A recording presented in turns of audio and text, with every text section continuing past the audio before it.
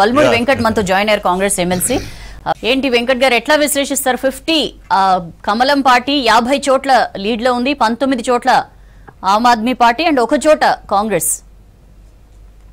ఒకటండి, ఆమ్ ఆద్మీ పార్టీది ఇంతకుముందు ప్యానల్ మెంబర్స్ అందరు చెప్పినట్టు వాళ్ళపైన ఉన్న యాంటీ ఇన్కంపెన్సీ అండ్ ఏదైతే ఆ కరప్షన్ ఛార్జెస్, ఢిల్లీలో ఉన్న పరిస్థితుల రీత్యా ఈ రోజు ఈ పరిస్థితి ఉంది. సరే, ఎనియా వచ్చిన రిజల్ట్ ని, ప్రజలు ఇచ్చిన ఒక తీర్పుని తప్పనిసరిగా ప్రజాస్వామ్యంలో అందరము గౌరవించాల్సిన అవసరము, ఆ బాధ్యత అందరిపైన ఉంటది. అట్ ద సేమ్ టైం గతంలో కంటే చూసుకుంటే ఇప్పుడు కాంగ్రెస్ పార్టీ ఓట్ షేర్ కూడా కొంచెం పెరిగింది.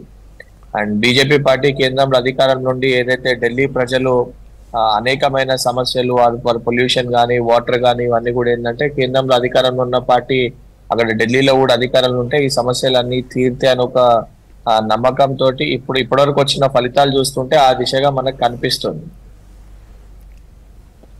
ఈసారి మీరు ఓట్ షేర్ పెంచుకోవడం, వెంకట్ గారు, ఈసారి మీరు ఓట్ షేర్ పెంచుకోవడం ఒక రిలీఫ్ అయితే కొన్ని ఇంట్రెస్టింగ్ ఆస్పెక్ట్స్ కూడా మనకి కనిపిస్తున్నాయి. ఎస్పెషల్లీ 12 చోట్ల ఎక్కడైతే మైనారిటీ, ముస్లిం మైనారిటీస్ ఎక్కడైతే ఆధిక్యంలో ఉంటారో అలాంటి చోట్ల 7 చోట్ల బీజేపీ, ఇప్పటిదాకా 7 చోట్ల బీజేపీ లీడ్ లో ఉంది. ఎట్లా అర్థం చేసుకోవాలి? జనరల్ గా అది మీరు కానీ ఆమ్ ఆద్మీ పార్టీ కానీ మీ ఓట్ బేస్ అనుకుంటాం కదా మేడం. ఇప్పుడు ఉన్న దాంట్లో ఎందుకనంటే ఢిల్లీలో ఇప్పుడు ఉన్న పరిస్థితులు, అక్కడ ఉన్న ప్రాబ్లమ్స్ వల్ల ప్రజలు అంటే కంప్లీట్ రిజల్ట్స్ అన్ని వచ్చే వరకు, ఓట్ షేర్ బయటకు వచ్చే వరకు మైనారిటీ ఓట్స్ ఏ రకంగా కాబట్టి ఆడున్న పరిస్థితులు ఏందని కంప్లీట్ అవుట్కమ్ వచ్చే వరకు కూడా మనం చెప్పలేము madam. It is too early to decide. ఇప్పుడు ఉన్నది కేవలము లీడ్ విషయమే కాబట్టి ఆ ఓట్ షేర్ మొత్తం బయటకు వచ్చినాక ఏది ఎట్లా వెళ్ళింది, ఏ రకంగా వెళ్ళింది అనేది ఉంటది. దాని తర్వాత అక్కడ ఏమన్నా ఇంకేమన్నా ఇష్యూస్ ఉన్నాయా, ఏమేమి ఉన్నాయా అనేది కూడా అవన్నీ తర్వాత బయటకు తెలుస్తుంది. సరే, ఎనీహౌ వచ్చిన రిజల్ట్ అనేది సరే స్టెప్ బై స్టెప్ ప్రాంతీయ పార్టీల పైన ప్రజలు విశ్వాసాన్ని కోల్పోతారు అనేది కూడా ఒక రకమైన అంటే పరిస్థితులు కనబడుతున్నాయి ఈ రోజు దేశవ్యాప్తంగా. అది ఒక బిగ్ కామెంట్ అది వెంకట్ గారు, బికాజ్ ఇండి కూటమి అంటేనే Congress and all the regional parties. ఇప్పుడు ప్రాంతీయ పార్టీలు ఉండవు, ఉనికి కోల్పోతాయి, లేకపోతే ప్రజలు విశ్వాసం కోల్పోతున్నారంటే ఇండి కూటమే ఉండదు. మేడం ఒకటి అంటే ఏదన్నా కూడా వాస్తవానికి ఫర్ ఎగ్జాంపుల్ ఆమ్ ఆద్మీ పార్టీ గురించి చెప్తాం. ఆమ్ ఆద్మీ పార్టీ చాలా క్లియర్ గా అంటే అన్నా హజారే గారు, కేజ్రీవాల్ గారు వీళ్ళందరూ కూడా ఏంటంటే కరప్షన్ కాదు, కరప్షన్ లేదు అనే దానిపైన, డెవలప్మెంట్ పైన ఎప్పుడు కూడా వారి చర్చ ఉండేది. కానీ లాస్ట్ కొన్ని ఇయర్స్ కి వెళ్ళి కంప్లీట్ గా కూడా వారి కరప్షన్ అసలు అలిగేషన్స్ తోటి వారు సఫర్ అవుతూ దానిపైనే చర్చ జరిగింది. ఇక్కడ కూడా ఢిల్లీలో ఆ డెవలప్మెంట్ దానిపైన చర్చ జరగలేదు. సో ముఖ్యంగా అసొంటి కొన్ని ఇష్యూస్ చూస్తే ఎస్పెషల్లీ అంటే I just wanted to quote, especially నేను అన్నది ఆమ్ ఆద్మీ పార్టీ గురించి నేను ఉద్దేశించి మాట్లాడింది. అంటే ఈ రోజున్న ఓట్ షేర్ అవన్నీ చూస్తే కూడా అసలు ఒక పరిస్థితి ఉంది. అండ్ ఎస్పెషల్లీ ఢిల్లీ అంటే వేరే ఇతర రాష్ట్రాలకి ఢిల్లీకి కొంచెం డిఫరెన్స్ ఏంటంటే ఢిల్లీలో పొల్యూషన్ అనేకమైన సమస్యలు ఉన్నాయి. సో అక్కడ కేంద్రంలో అధికారంలో ఉన్న పార్టీ అధికారంలోకి వస్తే ఈ సమస్యలన్నీ తీర్తే అని చెప్పి భావించడం జరిగింది. దాంతో పాటు బీజేపీ పార్టీ వాళ్ళకున్న ఆల్ వెపన్స్, ఆల్ మెకానిజం, అన్ని ఎఫర్ట్స్ ని ఏ రకంగా అయితే అన్ని రాష్ట్రాల్లో వాడతారో ఇంకా పెద్ద ఎత్తున దాన్ని ఢిల్లీలో ఉపయోగించడం జరిగింది. రైట్, మాట్లాడదాం వెంకట్ గారు. I come back to you. Nagesh గారు, మనం కాంగ్రెస్ పర్ఫార్మెన్స్ గురించి మనం మాట్లాడుకుంటున్నాం. ఎస్పెషల్లీ ఇందాక కూడా మనతో జాయిన్ అయిన కాంగ్రెస్ గెస్ట్ కూడా ఆప్ పెయిడ్ ద ప్రైస్ అని చెప్పి ఒక మాట అన్నారు. ఎట్లయితే ఎక్కడైతే కాస్త అంటే ముందు వెనుక మిత్రధర్మం అనేది ఒకటి ఉంటుంది, దాన్ని ఆమ్ ఆద్మీ పార్టీ వదిలేసింది హర్యానా టైంలో కానీ ఇలాంటి టైంలో. అదే ఇప్పుడు అందుకనే ఇక్కడ పొత్తు కుదరలేదు, దానికి మూల్యం చెల్లించుకుంది అన్న ఒక స్టేట్మెంట్. ఎట్లా చూడాలి కాంగ్రెస్ స్ట్రాటజీని, స్టేట్మెంట్ ని? మిత్రధర్మం మొదటి నుంచి లేదండి, ఈ ఎలక్షన్ ముందు నుంచి లేదు. ఇది మీకు ఇప్పుడు గట్టిగా చెప్పింది ఏది ఆమ్ ఆద్మీ పార్టీ, మేము ఎలాంటి పరిస్థితిలోని కాంగ్రెస్ తో మేము చేతులు కలిపేయలేదు, సీట్ అడ్జస్ట్మెంట్స్ లేవు అనేది వాళ్ళు స్పష్టంగా చెప్పారు. దాని తర్వాత కాంగ్రెస్కి ఏమిటంటే దీనివల్ల కాంగ్రెస్కి అసలు మింగుడు పడలేదు. దానివల్ల ఏం జరిగింది, రాహుల్ గాంధీ తన స్పీచ్ల్లో మొత్తం అటాక్ అంతా కేజ్రీవాల్ ఆమ్ ఆద్మీ పార్టీ మీద కాన్సన్ట్రేట్ చేశాడు. దీనికి బ్యాక్గ్రౌండ్ కొంచెం వెళితే ఇప్పుడు కేజ్రీవాల్ పార్టీ, ఆమ్ ఆద్మీ పార్టీ ఏం చేసిందంటే గుజరాత్లోని వాళ్ళు క్యాండిడేట్స్ పెట్టారు. గుజరాత్లో క్యాండిడేట్స్ పెడితే ఏం జరిగింది? కాంగ్రెస్ మొత్తం తుడుచుకుపోయింది గుజరాత్లో. బీజేపీకి అసలు కని విని ఎరగని ల్యాండ్ స్లైడ్ మెజారిటీ వచ్చింది. సో దాంతో ఏమిటంటే కాంగ్రెస్ కూడా వాళ్ళతో చేతులు కలిపే మూడ్లో లేరు ఢిల్లీలోని. సో ఇప్పుడు ఏమైంది? ఇప్పుడు మనం చూడవలసింది ఏమిటంటే అసలు ఇండియా అలయన్స్ ఏదైతే ఉందో అది నిలబడుతుందా నిలబడదా అని.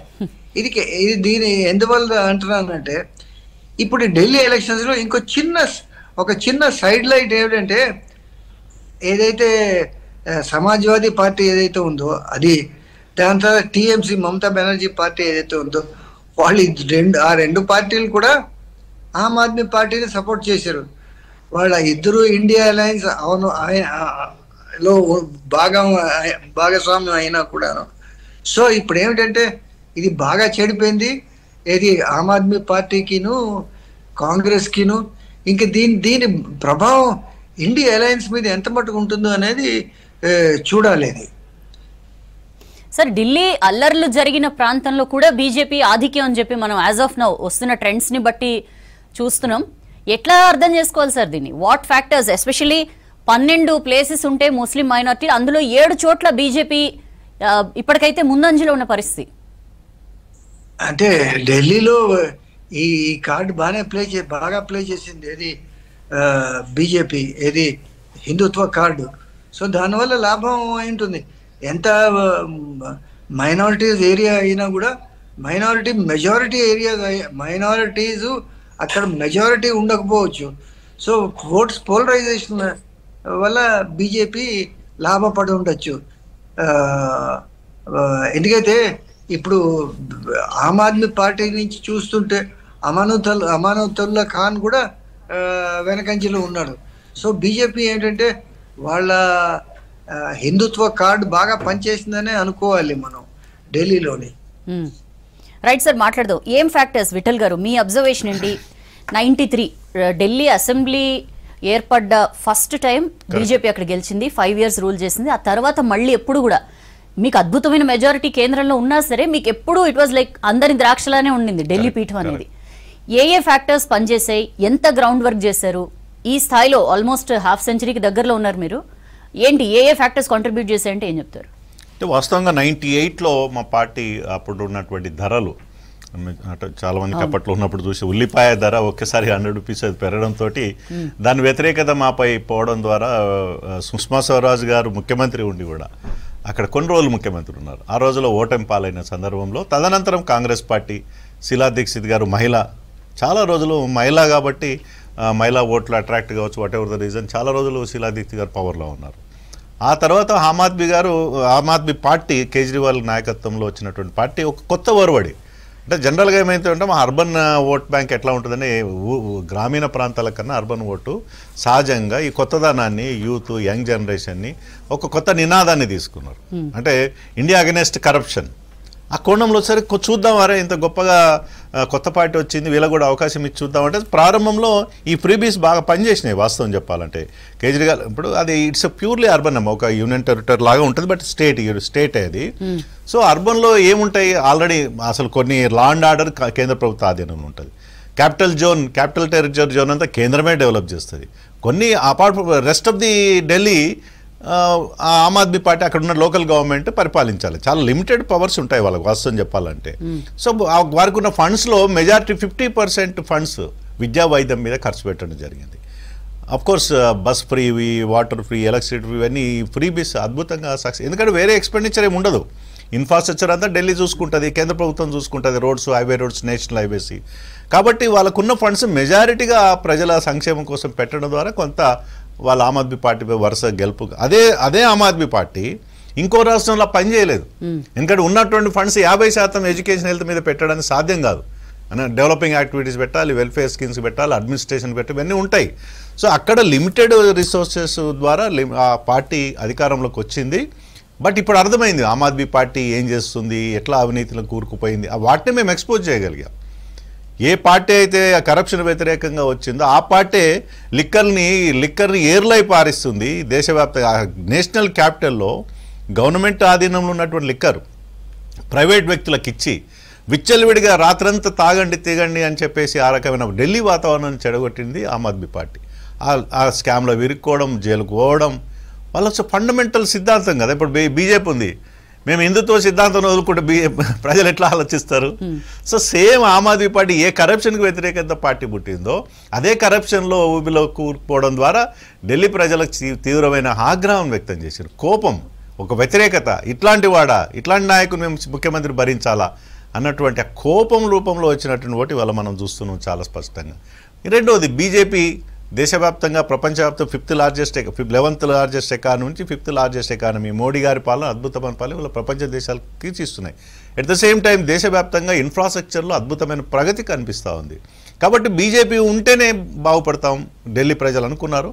కేంద్రంలో రాష్ట్రంలో అంటే డబుల్ ఇంజన్ సర్కారుగా బీజేపీ ఉంటేనే అభివృద్ధి సాధ్యమని వాళ్ళు కూడా గ్రహించారు. కాబట్టి ప్రజలు ఆ రకంగా అట్రాక్ట్ అయ్యారు. ఇంకోటి రెండోది, మేము ఫ్రీ బీస్ని ఎక్కడ డిస్టర్బ్ చేయలేము.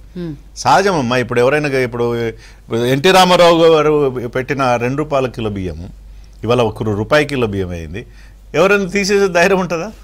ఒకసారి ఫ్రీ బీస్ ఇవ్వడం తప్ప విత్డ్రాయింగ్ ఉండదు మన ప్రజాస్వామ్యంలో. కాబట్టి కేజ్రీవాల్ గారు పెట్టినటువంటి ఫ్రీ బీస్ని కొనసాగిస్తూనే ఇంకా మేము అదనంగా అనేక రకాల బెనిఫిట్స్ ఇస్తాం, మహిళల బెనిఫిట్స్ ఇస్తాం, మహిళా సాధికారత కోసం పాటుపడతామనేటువంటి మేము కూడా చెప్పాల్సి వచ్చింది.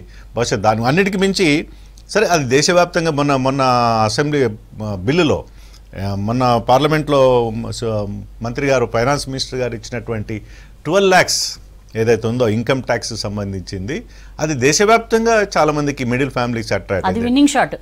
డెఫినెట్గా ఢిల్లీలో కూడా ఉన్నారు కదా, ఢిల్లీలో మిడిల్ 67% సార్, ఢిల్లీలో కూడా మిడిల్ ఫ్యామిలీస్ ఉన్నాయి. ట్యాక్స్ పేయర్స్, పెన్షనర్స్ కావచ్చు, ఎంప్లాయీస్ కావచ్చు, అక్కడ సెటిల్ అయిన వాళ్ళకు కూడా గతంలో చాలా బర్డన్గా ఉంది. వాస్తవంగా 7 lakhs నుంచి ఏకంగా 12 lakhs పెంచడం ద్వారా కూడా డెఫినెట్గా అది కలిసి వచ్చింది మేము డెఫినెట్గా చెప్తాము. దేశవ్యాప్తంగా కలిసి వస్తుంది మాకు, ఢిల్లీలో కూడా కలిసి వచ్చిందని. ఎప్పటి నుంచి దృష్టి పెట్టారు ఢిల్లీ మీద?